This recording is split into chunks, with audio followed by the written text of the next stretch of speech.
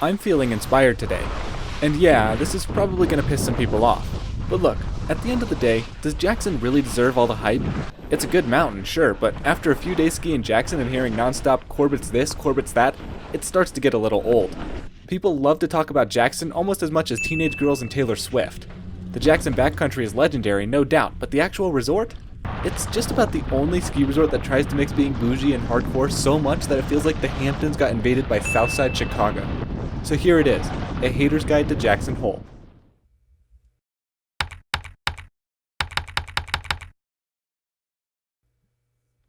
Now, for those of you who are new to this series, please understand that all of this is satire and just for the purpose of making a joke. We quite enjoyed Jackson and are embellishing almost all of this for entertainment purposes only. Now, I would love to dedicate this video to all the true native Wyomingites who swear by Jackson Hole as if it were the next coming of Jesus, but there's like 2 of you in the world, so I'll skip this part. It's practically a religion, despite the fact that those who swear by it are very different from those who can actually afford to live there. In all honesty, I half expected the staff to start handing out Corbett's themed merch with your RFID card. Congratulations, you've unlocked level 1 cult member. The funny thing about Jackson is that it's about as far away from true Wyoming culture as you can get in the state. But yet, you walk down Main Street and see all these wannabe models walking around in their boots and cowboy hats. Wyoming has 2 parts. The main part where rodeo is king and horses are more prevalent than cars. And of course, this little corner, which is basically the Disneyland of Wyoming. It sure is magical, except everyone's wearing Arc'teryx and complaining about their chalet's Wi-Fi. Just basically everything you want in Wyoming, but make it Instagrammable, right? Designer boutiques? We got it. Towering mountains? No question. Traffic problems? Why not? Quote-unquote influencers blocking traffic for 10 minutes on Main Street to get their blurry pictures for 50 likes? That too. And of course, we've got Mr. Holier Than Thou Because I Ski Backcountry on every corner. From the way people rave about Jackson, you would think that every corner of the mountain is shrouded in tight couloirs, mandatory cliff drops, and the realest, most raw skiing experience you can get. Which is funny, because nothing says raw skiing like valet parking and a $22 hot chocolate. You roll up to this giant resort complex with multi-story hotels as far as the eye can see, and you're reminded that this mountain is more similar to the town of Aspen than the skiing of Silverton. The expectation versus reality presented by Jackson is like paying for a flight on Emirates and boarding Spirit instead. At least we don't have add-ons to the ticket price, unlike some Big Sky. Now, I already know that those of you not scared away by the disclaimer are trying to come up with some way to hate on our skiing ability in the comments. Yep, I'm talking to you, the comment section warrior typing furiously from mom's basement while wearing last season's Patagonia like a badge of honor, writing some "leave it to the real skiers" BS. I'd just like to ask what your favorite inbounds run at Jackson is. Because at the end of the day, when we come to a resort that's hyped up this much for its expert terrain, we're expecting something significantly worse than a couple of straight lines, moguled chutes, and the absolute disgrace that is Corbett's.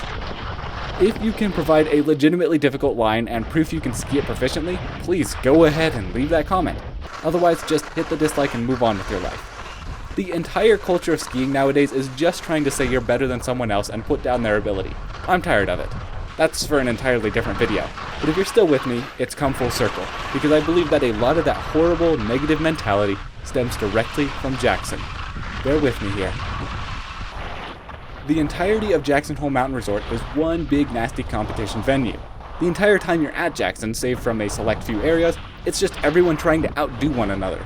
There is some truly insane terrain inbounds, such as the huge cliffs below Sublette or the chutes between Tower 3 and Paintbrush. But those are pretty much permanently closed. Why? Because people kept killing themselves trying to one-up everyone else on who could ski the most insane line. It's like competing in who can take a shot of the strongest acid. In an alternate universe, instead of running, Forrest Gump chose to ski Jackson Hole. Remember those few select areas I mentioned a second ago? Yeah, they're not without their flaws, and some big ones at that. The worst offender here is Casper, which, unlike the Ghost, is one of the least friendly places on the mountain to be if you're a lower level skier. See, Jackson has this whole thing with extremes, and in all that mess, they really seem to have forgotten to make it family friendly despite the whole mountain resort part of the name implying that. If you're a beginner, you won't even make it out of the base village. And if you're progressing to blues, good luck surviving the Casper pod because the bottom funnel is genuinely the schoolmarm of Wyoming. Not that there's much competition, but you catch my drift. If you want to ski some blues, that's all well and good, as there certainly are some decent groomers. But just beware that Jackson's traverse network is worse than that of the mountain literally nicknamed Traversatory. One of the most interesting things about Jackson is that it faces primarily east and somewhat south. So while it gets consistent powder, the lower elevation areas can get pretty nasty even just a few days after a storm. One of Jackson's calling cards is this area called the Hobacks, which is a large wide open area somewhat akin to Vail's back bowls.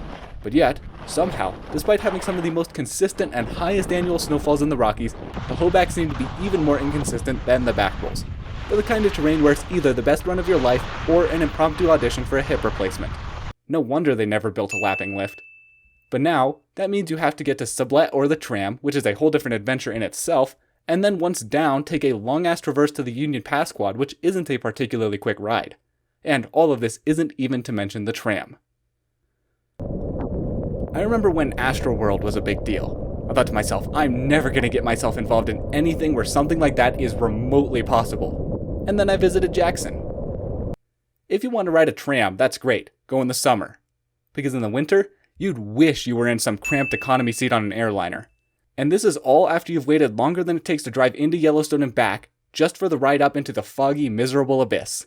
And don't even get me started on that so-called cabin at the top. Jackson is an icon of the ski industry, don't get me wrong. It's in the middle of absolute zero nowhere, but the parking situation still feels like trying to snag a street spot and pre-congestion pricing Manhattan. And you know why I keep making these city references? Because that's what Jackson wants to be. The people act like they're in the city. Sure, the word on the street makes it feel like some real Wild West experience, but then you show up and it's one of those cheap Hollywood sets for some low-budget western. It's all superficial. The people of Jackson either act like it's this high-end resort or this untamed wilderness. And in our not-so-expert opinions, it is exactly neither of those. At the end of the day, Jackson's still absolutely got magic. You just have to dig a little deeper, past the goggle tans, the Instagram filters, and the air of superiority. Somewhere under all that, there's a damn good mountain. All my love, I'm out.